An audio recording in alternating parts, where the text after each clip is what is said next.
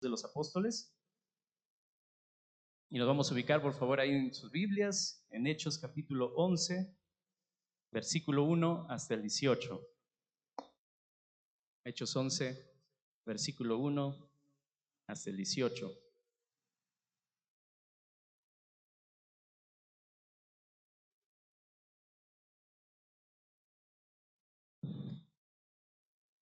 Pero antes de comenzar con la lectura, ya tienen en pantalla el título del mensaje esta mañana.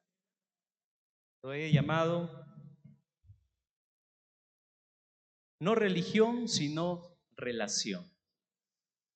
¿Ya? Y principalmente porque tenemos que cambiar nuestra perspectiva de ver el cristianismo. Pienso, hermanos, venimos de un contexto religioso, ¿no? Y se nos ha enseñado que la religión, en la religión, que todos son reglas, todas son restricciones, leyes, para de esa manera puedes vivir una correcta relación con Dios, ¿no? Y heredando toda esa tradición, hemos pensado en algún momento que el cristianismo es una religión. Pero a la luz de estos versículos que vamos a estudiar en esta mañana, vamos a ver que el cristianismo no se trata de nada de religión. Se trata más bien de una relación con Dios y una relación con el prójimo, ¿no? En amor, en misericordia. Y eso vamos a ver en el mensaje de hoy. No religión, sino relación. Este creo. Y para empezar quisiera que vean esta imagen, ¿no? No sé si han pasado por algo así, que estás con alguien conversando y miras a personas que comienzan a cuchichear, a hablar cosas así a tus espaldas y como que tú te sientes como que estás juzgado, ¿no? Eh, bueno, eso es lo que en la psicología llaman el sesgo de la negatividad. No sé si alguna vez tú mismo incluso has tenido una impresión negativa a primera vista de una persona. Y ya, desde ya, porque lo viste muy serio, dijiste, con esta persona no creo que me pueda relacionar porque parece que es medio aguafiestas, ¿no? Y como que somos así, ¿no? Siempre no miramos algo agradable en las personas, siempre lo primero que miramos es las cosas negativas, ¿no? Y eso es lo que los psicólogos llaman como el sesgo de negatividad, que normalmente más miramos lo negativo que lo positivo. Y más recordamos las cosas que nos hicieron mal que las cosas buenas que nos hicieron, ¿no? Y en este estudio, hermanos, aprenderemos que al tener prejuicios de cualquier índole contra nuestros hermanos, estamos yendo en contra de Dios y su evangelio de la gracia. Eso vamos a ver con estos versículos que vamos a estudiar. Entonces, ahora sí, les pido por favor que me acompañen en Hechos capítulo 11, versículo del 1 hasta el 18. Dice así la palabra de Dios. Voy a leerlo en la versión Reina Valera. Dice: oyeron los apóstoles y los hermanos que estaban en Judea que también los gentiles habían recibido la palabra de Dios. Y cuando Pedro subió a Jerusalén, disputaban con él los que eran de la circuncisión, diciendo: ¿por qué has entrado en casa de hombres incircuncisos y has comido con ellos? Entonces comenzó Pedro a contarles por orden lo sucedido, diciendo: estaba yo en la ciudad de Jope orando y vi en éxtasis una visión, algo semejante a un gran lienzo que descendía, que por las cuatro puntas era bajado del cielo y venía hasta mí. Y cuando fijé en él los ojos, consideré y vi cuadrúpedos terrestres y fieras y reptiles y aves del cielo, y oí una voz que me decía: levántate, Pedro, mata y come. Y dije: Señor, no, porque ninguna cosa común o inmunda entró jamás en mi boca. Entonces la voz me respondió del cielo por segunda vez: lo que Dios limpió, no lo llames tú común. Y esto se hizo 3 veces, y volvió todo a ser llevado arriba al cielo. Y he aquí, luego llegaron 3 hombres a la casa donde yo estaba, enviados a mí desde Cesarea. Y el Espíritu me dijo que fuese con ellos sin dudar. Fueron también conmigo estos 6 hermanos y entramos en casa de un varón, quien nos contó cómo había visto en su casa un ángel que se puso en pie y le dijo: envía hombres a Jope y haz venir a Simón, el que tiene por sobrenombre Pedro. Él te hablará palabras por las cuales serás salvo tú y toda tu casa. Y cuando comencé a hablar, cayó el Espíritu Santo sobre ellos también, como sobre nosotros al principio. Entonces me acordé de lo dicho por el Señor cuando dijo: Juan ciertamente bautizó en agua, mas vosotros seréis bautizados con el Espíritu Santo. Si Dios, pues, les concedió también el mismo don que a nosotros que hemos creído en el Señor Jesucristo, ¿quién era yo que pudiese estorbar a Dios? Entonces, oídas estas cosas, callaron y glorificaron a Dios, diciendo: de manera que también a los gentiles ha dado Dios arrepentimiento para vida. Bueno, interesante esta historia, ¿no? Hay historia y sobre historia, ¿no? Espero que no les haya perdido, hermanos. Eh, Bien, entrando en contexto, hermanos, pues nos encontramos en una etapa crucial para la iglesia, crucial para el cristianismo. Un momento trascendental donde Dios ha incorporado a los gentiles dentro de su iglesia. Y ahora pensemos, ¿qué son los gentiles? Porque nosotros decimos gentiles son todos los que no son judíos. Es verdad, es cierto. Pero hay que entender la definición. ¿De dónde viene gentiles? Viene la palabra gentíos, de la que se desprende las palabras naciones. ¿Ya? Entonces, Dios había ya incluido en su plan de salvación, desde antes de la fundación del mundo, a las naciones, sino que este era el cumplimiento ya de ese plan de Dios para traer a las naciones a su iglesia. ¿Cómo sucedió? Ya lo vimos la semana pasada con nuestro hermano Wilfredo, ¿no? A través de Pedro. Pero esto no fue nada sencillo, hermanos. Para que se integren las naciones dentro del pueblo de Dios, tuvieron que quitarse todo tipo de barreras, como Wilfredo nos enseñó. Se tuvieron que derrumbar barreras que separaban, barreras religiosas, barreras culturales, de toda índole, que separaba a Israel de las naciones. Cuando Dios había dicho que a Israel, a través de Abraham, que en ti serán benditas todas las naciones. ¿Qué pasó? ¿Por qué Israel se quedó entre 4 paredes en su templo y no salió a las naciones? ¿Por qué no cumplió ese propósito que Dios le había dado? Vamos a ver por qué. Pero siempre en el corazón de Dios estábamos nosotros, las naciones. Nosotros somos el verdadero pueblo de Dios, hermanos. Israel debería integrarse a la iglesia, esa es la realidad. Pero bueno, era un momento de transición, un momento difícil, tenían que romperse esas barreras. Eso le costó hasta el mismo apóstol Pedro. Por eso Dios lo hizo que tenga visión y que se repita 3 veces. Pedro es el apóstol de 3, ¿no? Lo negó a Jesús 3 veces y ahora nuevamente, para confirmar que esto era de Dios, le revela la visión 3 veces de que tienen que incluirse a los gentiles y que no se lo vean en la iglesia de Cristo a los gentiles como impuros y comunes, como los judíos los veían.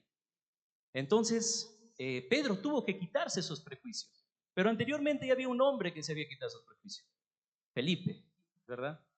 Felipe le llevaba a Pedro bastante. Se fue a Samaria, le predicó al etíope y todo eso. Pero Pedro todavía ahí, con su tradicionalismo, con su judaísmo fuerte, heredado de sus padres, como dijo en su carta de Pedro, ¿no? Nosotros heredamos de nuestros padres todas estas cosas, ¿no? Y ese era Pedro, muy cerrado en su religiosidad judía. Entonces él tuvo que quitarse en su mente que ya era el tiempo de aceptar a las personas que no eran parte del pueblo de Dios. Ya lo había visto en Jesús, había comido con Jesús, habían pasado tiempo con él, con gentiles también, pero a Pedro todavía no le llegaba el evangelio de la gracia, todavía en su corazón, todavía él tenía un poco de exclusivismo. Pero para quitársele ese exclusivismo de Pedro, Dios le permite ver esta visión en un éxtasis. Y ahí vienen los pensamientos, deberíamos tener éxtasis ahora los cristianos, y en un momento quedó fuera de sí y comenzó a ver cosas, y eso se debe aceptar en las iglesias. Esa no es la lección de Hechos. porque esta éxtasis trajo beneficio a la iglesia. Los éxtasis que hoy en día, supuestas visiones, revelaciones que suceden hoy en día en las iglesias, no traen ningún beneficio a la iglesia, más bien traen beneficios personales para el que supuestamente tuvo sus éxtasis y sus revelaciones. Ahora ya no tenemos la palabra profética más segura, dice el mismo apóstol Pedro, a la que debemos hacer caso. Entonces, hermanos, le costó a Pedro integrar a los gentiles a su propia relación personal con él. Pero ¿cuánto más le costaría a los demás, a la iglesia de Jerusalén, que lo conformaban todos los judíos? Entonces aquí el Lucas, el narrador de Hechos, nos quiere hacer ver eso, que es una maravilla la conversión de los gentiles, pero más allá de la maravilla de la conversión de los gentiles, hay una maravilla más grande que Dios hace en la mente de una persona, de cambiar la mentalidad religiosa de separación que tenemos o de discriminación que tenemos los unos con los otros. Entonces, hermanos, ahora vamos a ver que esto tampoco va a ser fácil para la iglesia de Jerusalén, ¿ya? Vayamos al versículo 1, ahí en nuestras Biblias, versículo 1, Hechos 11:1 dice: oyeron los apóstoles, es decir, los otros, los 11, ¿no? Aparte de Pedro, y los hermanos que estaban en Judea, que también los gentiles habían recibido la palabra de Dios. Muy bien. Pedro estaba, recuerden, aquí en Cesarea, ¿ya? La ruta más directa de Cesarea a Jerusalén es de 2 días de camino. Si recuerdan, de Jerusalén a Lida, como vimos hace 2 semanas, había un día de camino de Jerusalén a Lida. Ahora, de Lida a Cesarea por la carretera romana era otro día de camino, ¿ya? ¿Cómo se enteraron los de Jerusalén tan rápido de esta noticia que Pedro había entrado y había compartido la palabra a los gentiles, ¿no? El texto no especifica si Pedro se quedó más tiempo ahí, pero yo creo que sí, Pedro se quedó comiendo su cuisito, quién sabe, su chanchito, ¿no? Con los gentiles, en la casa de Cornelio, quién sabe, se quedó más tiempo, ¿no? Porque vio cómo descendió el Espíritu. Ahora ya no hay barreras ni religiosas, ni en mi mente. Entonces, ¿qué pasa cuando no tenemos barreras? Nosotros mismos somos, ¿no? ¿Cómo somos los peruanos? Todo lo resolvemos con una comidita y todos contentos porque nos sentimos patriotas del mismo país y todo eso, ¿no? Nos sentimos hermanos. Y yo creo que Pedro sí se quedó más tiempo con los gentiles. Claro, con un poco de miedo porque ahí no solamente se había ido Pedro solito a la casa de Cornelio, se había llevado a 6 de la circuncisión, o sea, 6 bravos. Entonces yo imagino que Pedro estaba luchando. ¿Cómo no como vuelta los de la circuncisión? Me miran, ¿qué voy a hacer acá, no? Pero finalmente, pues, Pedro yo creo que sí tuvo participación con ellos por la acusación que le hicieron después la iglesia de Jerusalén. Lo cierto es que el mensaje llegó mucho más antes que Pedro a Jerusalén. La noticia de que Pedro comió con gentiles llegó mucho más rápido. Como dice el chisme, fue la más rápido que todo, ¿no? Ahí ese tiempo no había ni WhatsApp ni nada, pero corrió el chisme rapidísimo. La cuestión es que Pedro ya cuando tenía que informar todo a Jerusalén, todos ellos estaban ya molestísimos por lo que Pedro había hecho, ¿no? ¿Esta era una buena o mala noticia la conversión de los gentiles? ¿Qué dice Hechos 1:8? Jesús dio la misión a sus apóstoles y dijo: me seréis testigos. ¿En dónde? Jerusalén, Judea, Samaria y las naciones, los gentiles. Ya estaba empezando.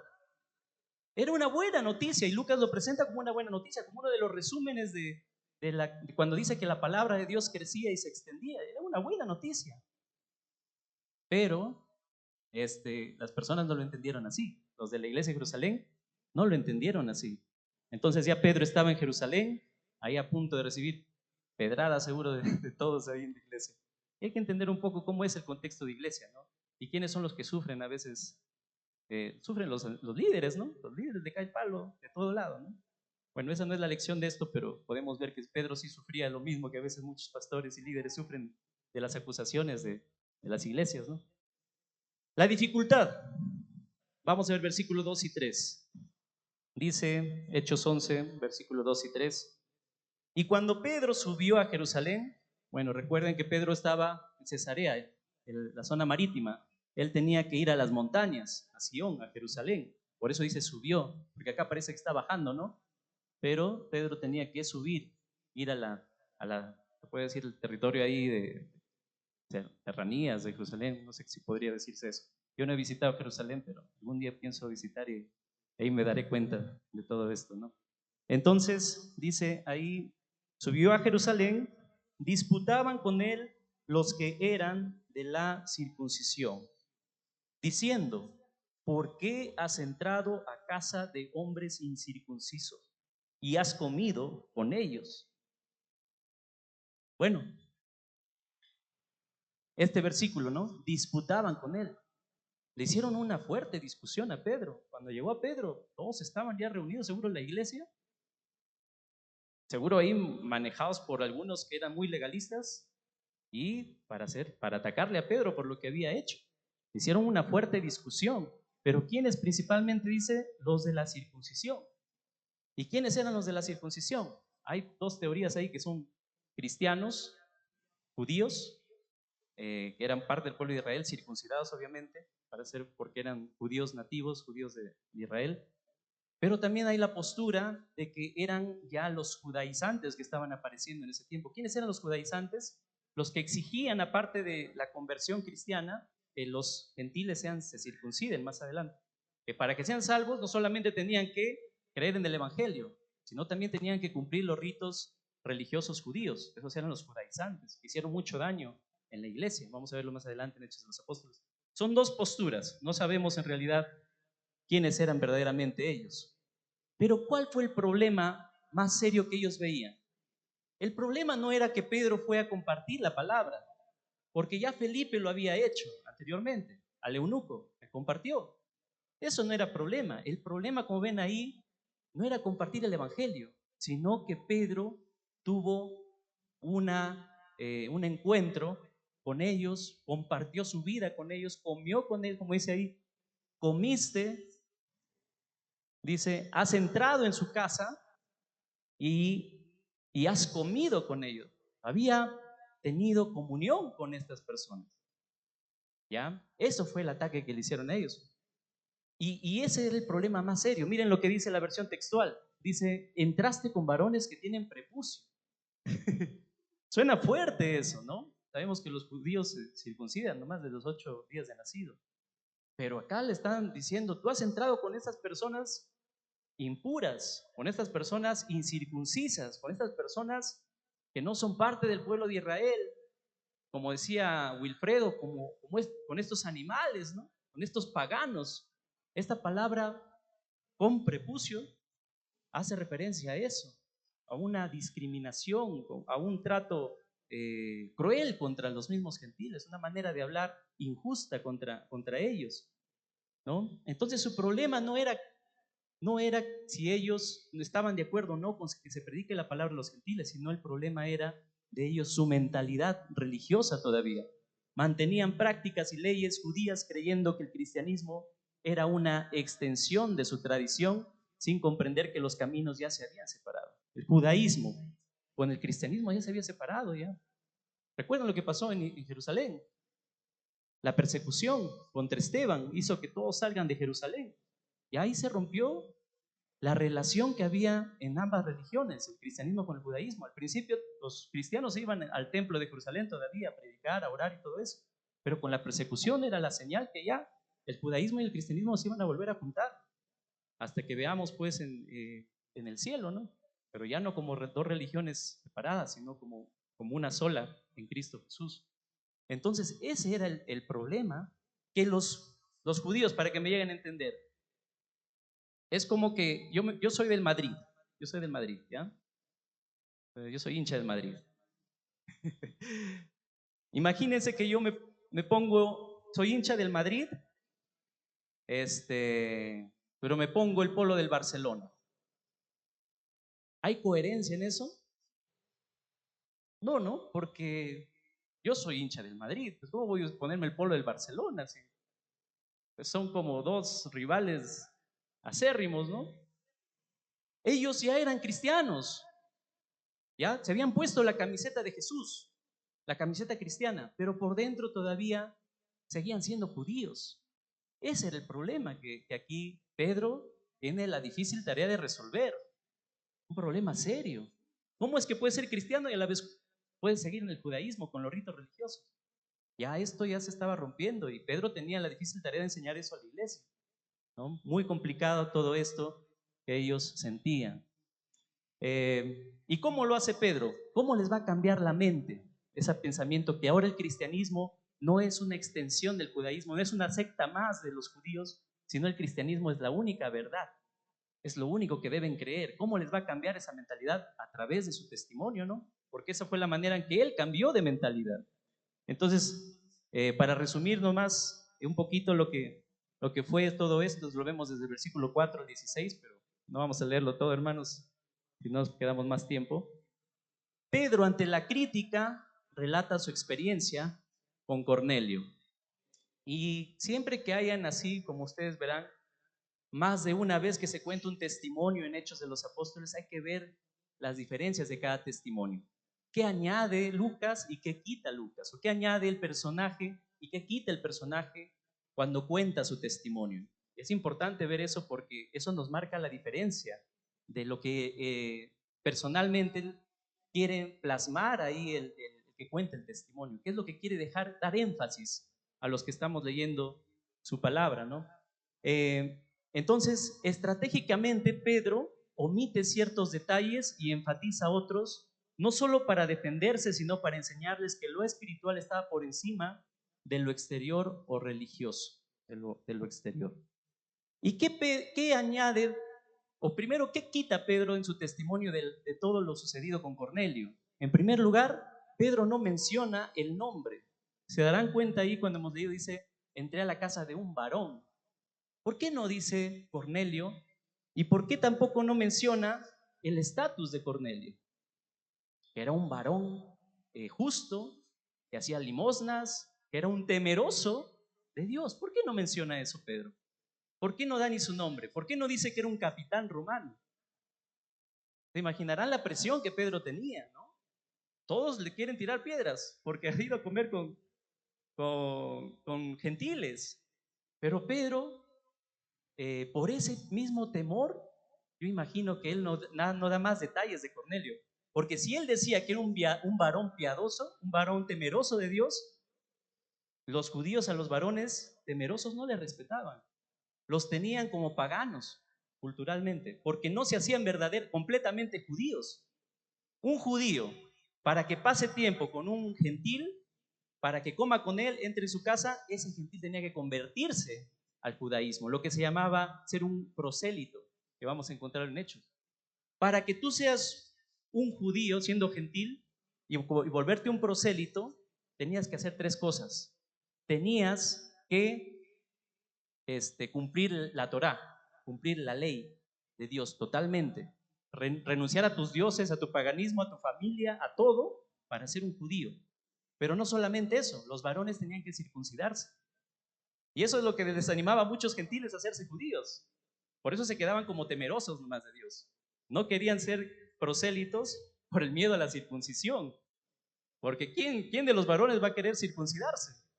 ¿No? Era una carga muy difícil de sobrellevar. Por eso Pablo y Pedro dijo después, eso es algo que los gentiles no pueden sobrellevar. Entonces era muy difícil y por eso algunos se quedaban solamente siendo temerosos de Dios como Cornelio. Pero los judíos, a los simples temerosos, decían estos no, son hipócritas, ¿no? O sea, quieren solamente bocaditos del judaísmo, pero no se quieren comprometer con el todo. Entonces los trataban mal, los discriminaban peor. Entonces esa es probable la razón por la que Pedro no menciona que Cornelio era un temeroso de Dios. Y la segunda razón, que no menciona que era un capitán, ustedes se imaginarán por qué, hermanos. El patriotismo que tenían los judíos contra los romanos. ¿Cómo veía un judío a un romano? Eran aquellos que los oprimían, eran aquellos que los esclavizaban, aquellos que los trataban mal, ¿no? Y imagínense que diga que Pedro ha comido con un centurión, con un soldado. Peor se venía contra él, ¿no? Y cuánto más un soldado que mató a su propio Señor Jesucristo. Esas eran las razones por las que yo pienso que aquí Pedro, eso es algo criterio personal, Pedro no contó más de ese tema, pero también Pedro quería evitar cualquier tipo de prejuicio étnico y religioso contra Cornelio y contra los gentiles que impida que la iglesia los acepten como tales. Otra cosa más que vemos que Pedro añade a su testimonio, en esta parte que él cuenta su testimonio a la iglesia de Jerusalén, es que Pedro enfatiza que el Espíritu Santo cayó sobre los gentiles de igual manera que sobre nosotros, dice Pedro, en Pentecostés al principio. Y con esto pues está haciendo alusión a Pentecostés. Algo que añade ahí Pedro es que le está dando doble énfasis, porque 2 veces Pedro va a decir, vino el Espíritu Santo igualito que a nosotros, igualito que a nosotros, va a repetirlo 2 veces, le quiere dar énfasis en eso, para que ya no haya este problema de la discriminación, ¿ya? Es una de las razones.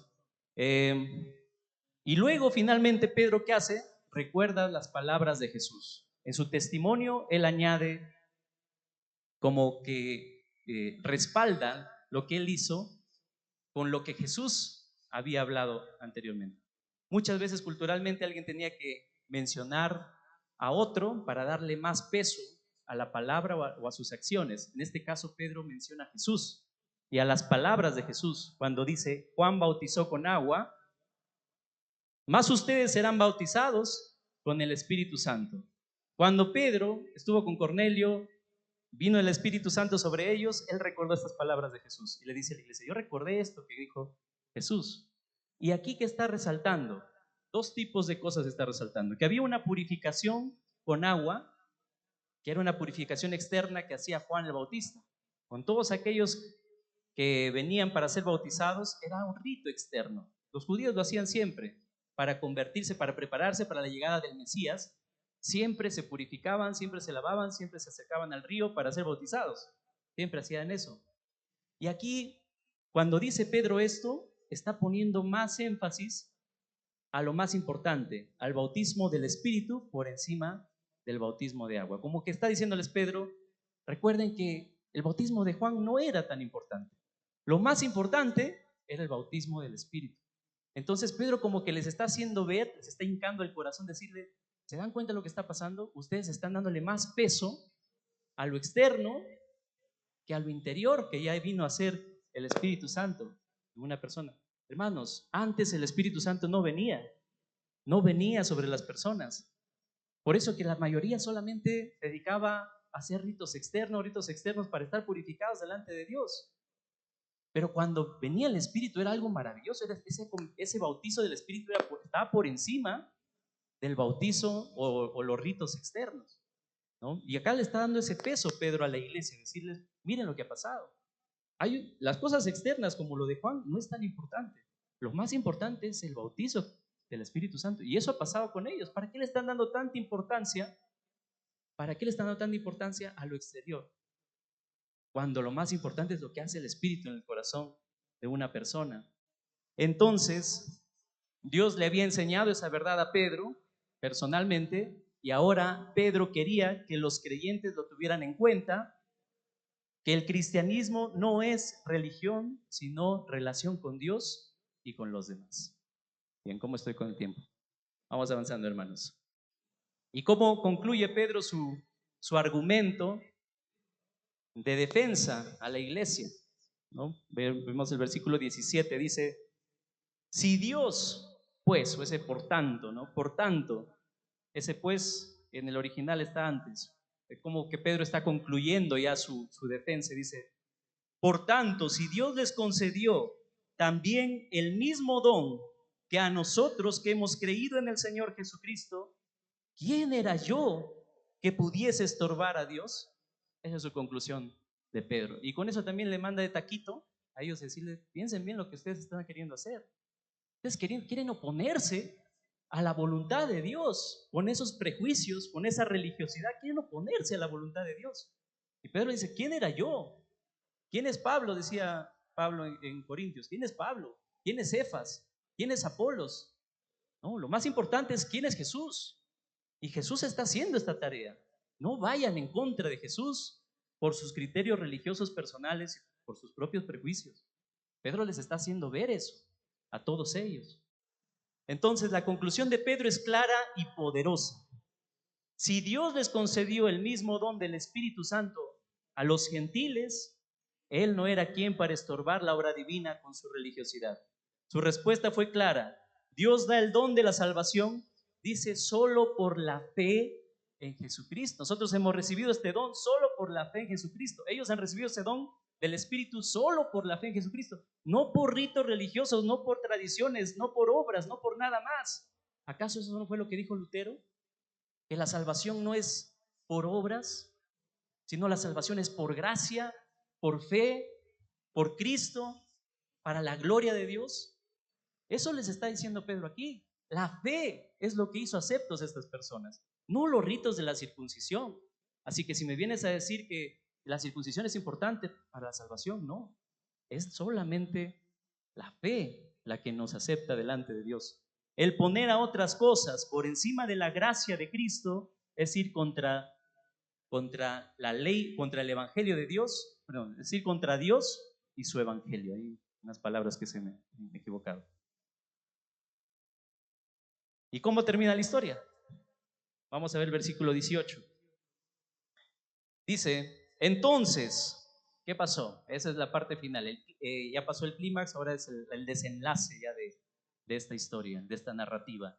Y dice, entonces, esta es la narración de Lucas. Disculpen, hermanos, hago pausas. Esta es la narración de Lucas ¿ya? Entonces, oídas estas cosas, callaron y glorificaron a Dios, diciendo, de manera que también a los gentiles ha dado Dios el arrepentimiento para vida. Entonces, ¿cómo termina esta historia? Delante de la iglesia, el triunfo de la gracia y el arrepentimiento.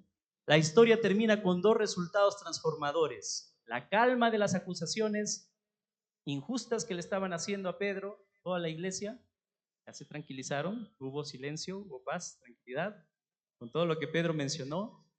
Le costó, seguro Pedro estaba sudando, qué difícil esta iglesia, seguro decía Pedro. Pero triunfó la defensa que él dijo. O sea, la iglesia, por más que a veces le acusaba, era una iglesia de gracia en su corazón. Cuando ya entendieron, ellos lo aceptaron, ¿no? Muy interesante la iglesia, respetaban a Pedro, mejor dicho, no es que ya le faltaron el respeto, y no, después ya mostraron que le daban ese lugar de apóstol en la iglesia.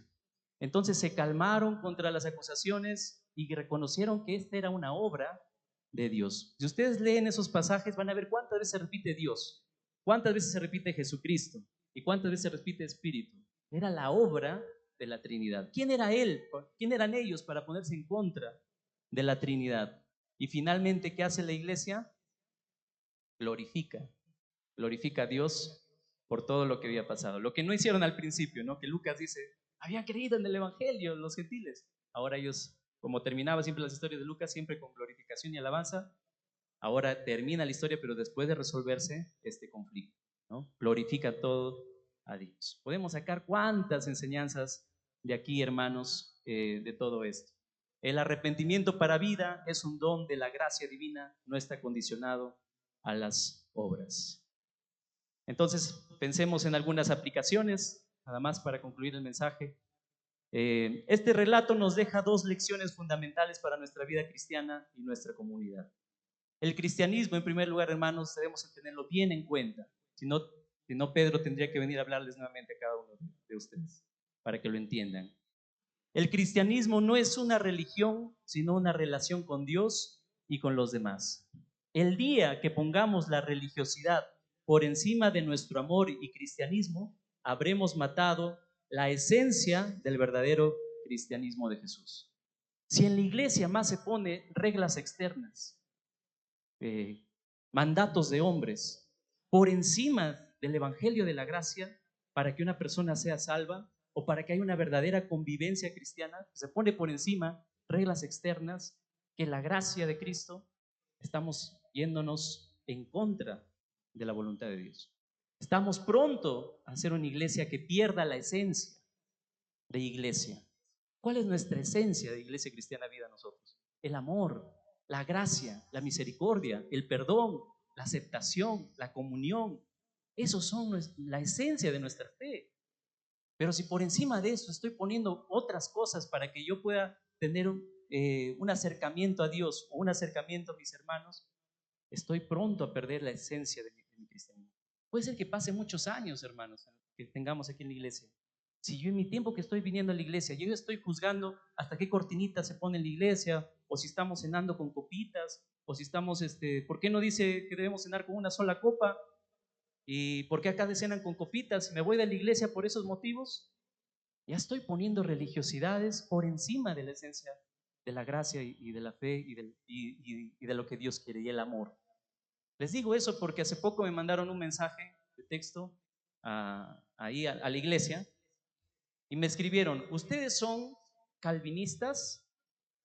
Cuando dijeron de la iglesia, si nosotros somos calvinistas. Yo le dije: mire, nosotros no discutimos con ese tema del calvinismo, vemos que es una doctrina secundaria, pero nosotros sí creemos estas 4 doctrinas, ¿no? Las esenciales. ¿Cuáles son las 4 doctrinas esenciales? Cristo, Dios y hombre, la Trinidad, la salvación por la fe y nada más que la fe, y la palabra de Dios como nuestra máxima autoridad. Esa es nuestra única regla de fe que tenemos aquí en la iglesia. No me volvieron a escribir y nunca vinieron a la iglesia. Porque otros le dan tanto peso a esas cosas secundarias que no le dan tanta importancia a lo esencial que debemos nosotros prevalecer. No, que en la iglesia aquí, ¿qué dones? ¿Aquí creen que los dones siguen o que los dones siguen vigentes o que los dones han desaparecido en la iglesia primitiva? Y hay una discusión. No, yo sí creo que ya los dones cesaron. Y otro dice: no, yo sí creo que todavía hay dones vigentes, dones milagrosos, dones de sanar enfermos, dones de expulsar demonios, dones de la glosolalia, de hablar en lenguas. Y por eso no nos aceptamos, por eso no nos recibimos, por eso no nos damos la mano. No debemos hacer discriminación con nuestros propios hermanos de la fe. Yo sé que, hermanos, el pentecostalismo está haciendo el neopentecostalismo, porque el verdadero pentecostalismo no hace daño a las iglesias, pero el neopentecostalismo del carismatismo y de la prosperidad, esas iglesias hacen daño a las iglesias nuestras. Pero ellos no están en la verdad. Pero sí hay hermanos pentecostales que sí están en la verdad. Yo creo que hay iglesias que están en la verdad igual que nosotros y que por cosas secundarias no nos podemos dividir unos con otros, ¿no? Claro que hay unas reglas de fe, hay cosas que nosotros sí profesamos en nuestra iglesia, sí profesamos, que también por mantener el orden lo mantenemos, ¿no? Siempre y cuando no haya un desorden, nosotros aceptamos a las personas que vienen aquí, porque hemos tenido hermanos pentecostales, hermanos de otras iglesias también, pero nunca han impuesto su pensamiento por encima de la convicción que nosotros tenemos como iglesia. Pues en eso se ha respetado. Pero, hermanos, debemos pensar en eso, ¿no? Que mi doctrina secundaria no ponga una barrera para mi comunión con mis hermanos. No debe haber una barrera en ese sentido. Debemos aceptarnos en amor, en la gracia del Evangelio, ¿no? Y esto es lo que Pedro nos hace pensar acá. Por eso Pablo dice: no destruyas la obra de Dios por causa de comida o por causa de bebida. Hay hermanos que piensan que por hacer un brindis ya tú eres pecador, o que ya te has ido a tener comunión con tu familia en un cumpleaños, una celebración, ya tú eres un pecador. No es eso, hermanos. La Biblia no nos enseña que nuestro cristianismo es por reglas y religiones. El cristianismo es más que eso. No destruyas la obra de Dios por causa de comida o bebida, ¿no? Si hay hermanos que les parece bien, que está bien brindar, pues bien, tu conciencia delante de Dios. Si les parece que está mal, pues también te respeto, ¿no? No te voy a imponer mi punto de vista. Pero vamos a aprender a convivir entre hermanos. Ni yo te voy a juzgar, ni tú me juzgues a mí. Pero a veces le damos más peso a estas cosas secundarias. Claro, estamos hablando de cosas secundarias, ¿no? No estamos hablando de pecados, porque en la iglesia obviamente estamos en contra de la práctica del pecado. Pero sí en cosas donde la iglesia no nos da luces, no nos vamos a meter en ese tema, a discutir y a separarnos, ¿no? Eso es lo que aquí tenemos que tener en cuenta. Si yo pongo criterios para tener amistad y comunión con los demás, estoy negando la doctrina más importante, que es el amor. El cristianismo es más que predicar, es tener ágapes, es tener verdadera comunión. Qué facilito lo vieron, qué facilito lo vio la iglesia en ese tiempo, de predicar a los gentiles pero no tener compañerismo con ellos. Porque ese era el problema. Querían que se predique el evangelio, pero no querían integrarse, no querían ir a comer con las personas, no querían pasar tiempo de comunión entre ellos, o lo que se denomina los ágapes. Ese era el problema. Y a veces Eso se puede dar en nosotros también. ¿Cuántas veces nosotros quedamos como iglesia? Vamos a hacer esta actividad y no venimos. ¿Por qué no venimos? ¿Por qué no tenemos un verdadero tiempo de comunión? Verdaderos ágapes, de celebración, de alegría. Anoche hemos tenido un momento hermoso en la iglesia. Los jóvenes por aquí, combinados con los adolescentes, riéndose, cantando, jugando. Las parejas aquí a un costadito, tratando de coordinar una boda de nuestros hermanos, ¿no? Que están aquí. Y también los jóvenes adultos han estado arriba también reuniéndose. Y cuando venimos en las tardes a los cursos, esa es la iglesia, hermanos. Esa es la iglesia, pero yo prefiero quedarme en mi casa, no venir a tener comunión con mis hermanos. ¿En verdad estoy bien o estoy cayendo en una religiosidad en mi vida? Hay hermanos que no vienen a la iglesia. ¿Por qué no vienen? ¿Y acaso no somos importantes la familia en Cristo? Debemos ser importantes también la familia en Cristo. O sea, hay tantas cosas, hermanos, que debemos evaluar. ¿Cuánto nos perdemos por no tener un corazón, el corazón que deberíamos tener, el corazón del cristianismo? No es solamente predicar, es tener tiempo de comunión. Y esta es una lección para mí. Yo debo tener más tiempo de comunión con mis hermanos, más tiempos de comiditas. Debemos tener tiempos de comiditas, hermanos, más visitas, juntos unos con otros. Esa es la lección que nos da la palabra de Dios aquí. Así que si yo no estoy teniendo comunión con la iglesia, debo evaluarme. Quizás estoy cayendo en una religiosidad. Ya vengo, soy cristiano de domingo, ¿no? Un día vengo, una semana vengo, otro día no vengo y me desaparezco de la iglesia, no sé ni lo que pasa en la iglesia, y nada. Debemos evaluarnos, hermanos. Y por último, la santificación no consiste en reglas externas, sino en la dirección del Espíritu Santo. Israel se había aislado de los demás y había hecho de su religión una cápsula. ¿Ya? Eso es lo que había pasado con Israel. Ellos debían dar testimonio a las naciones, pero ellos se encapsularon con su propio judaísmo. Hicieron una cápsula. Y era entendible, ya que no había llegado el Espíritu Santo para producir una verdadera santidad interior en las personas. Ellos no tenían ese privilegio que nosotros tenemos, de tener al Espíritu Santo. Por eso yo vivía de reglas y de reglas y de reglas y de prohibiciones y restricciones. No tenían esa facilidad para llevar una vida santa con el poder del Espíritu. Israel no lo tenía. Por eso se acostumbraron a una religiosidad. Pero hoy que nosotros, hermanos, tenemos la presencia del Espíritu, nosotros podemos experimentar una verdadera santidad. No que el hermano, el anciano te prohíbe y te diga no hagas esto, o el pastor te diga no lo hagas. Pues no, eso no es vivir una verdadera santidad. La verdadera santidad se la vive en tu corazón. Cuando el Espíritu Santo te guía, te dice no hagas esto, no estafes, no robes, no engañes. Eso no lo encuentras directamente escrito en la palabra, pero es el Espíritu el que te está hablando. No mientas, no hagas estafas. ¿Quién te dice eso? No directamente es la palabra, es el Espíritu que está en tu corazón y te hace pensar en qué cosas tienes que cambiar. Ese es vivir una verdadera santidad. Pero si tu santidad lo vives solamente por reglas y lo que dirán los demás, estás perdido, hermano. Porque la iglesia, los ancianos no te van a ver siempre. Pero tú vas a tener que estar todo el día conviviendo con el mundo, con el pecado y todas esas cosas. ¿Cómo vas a vencer al mundo? ¿Cómo vas a vencer al pecado si no tienes la guía y el poder del Espíritu Santo? No caigamos en un encapsulamiento. Vivamos nuestra fe con el Espíritu donde quiera que nos encontremos, en el trabajo, en la familia, en los negocios, en todo índole. Dios no quiere que te encapsules. Dios quiere que vivas tu espiritualidad, tu santidad con el Espíritu Santo en tu corazón, fuera de estas paredes. Eso es lo que las personas necesitan ver en su iglesia. Y cuántas cosas más podemos hablar, pero es hermoso donde que dice 2 Corintios 13:7, donde está el Espíritu hay verdadera libertad. Entonces la respuesta de los judíos no era, incluso los gentiles se les ha concedido el arrepentimiento para vida, sino deberían ellos pensar, incluso a nosotros se nos ha concedido el arrepentimiento para vida, se nos ha concedido esta vida espiritual, pero ellos estaban encapsulados en ellos mismos.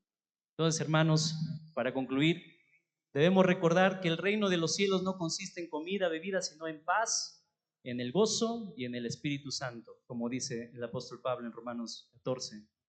Cualquier cosa que se ponga por encima de ello matará la esencia de nuestro cristianismo y nuestra unidad unos con otros. Dios ha venido a derribar estas barreras y lo hizo con el Evangelio de la Gracia y el don del Espíritu Santo. Debemos para ello cambiar nuestra mente de todo pensamiento equivocado acerca del cristianismo, que no es religión, sino relación. ¿Cómo está nuestro corazón, hermanos? ¿Soy un religioso o soy un verdadero cristiano? ¿Qué sucede conmigo cuando escucho que un hermano ha caído en pecado? ¿Lo quiero agarrar a pedradas como lo quisieron hacer a Pedro? ¿Quiero tratar mal o en mi corazón está gracia, perdón, misericordia, restauración? Eso está en nuestro corazón como ancianos, hermano, en la iglesia. Pero está en su corazón de ustedes. Yo les animo que lo pongan en su corazón para que aprendamos a vivir esa vida cristiana, no como jueces de la iglesia, sino como hermanos que nos amamos en Cristo Jesús y nos aceptamos solamente en Él. Vamos a orar, hermanos, y concluir. Señor Jesús, gracias por tu palabra, que en verdad nos da lecciones muy grandes. Gracias porque hemos recibido este evangelio, Señor, por gracia, a través de la fe, no por obras, no por ritos religiosos, ni nada de ello, Señor. Perdónanos si en nuestra iglesia hemos vivido de tradicionalismos y de religiosidades, Señor. Ayúdanos a vivir una verdadera libertad en tu espíritu, no solamente en cómo vivamos aquí en tu iglesia, en la comunión, sino también cómo vivimos nuestra propia santidad delante de ti, Señor. Gracias por este regalo de tu espíritu. Es lo mejor que podemos tener para vivir una vida que a ti te agrada. Te adoramos, Jesús, en tu santo y tu bendito nombre. Amén. Amén, hermanos.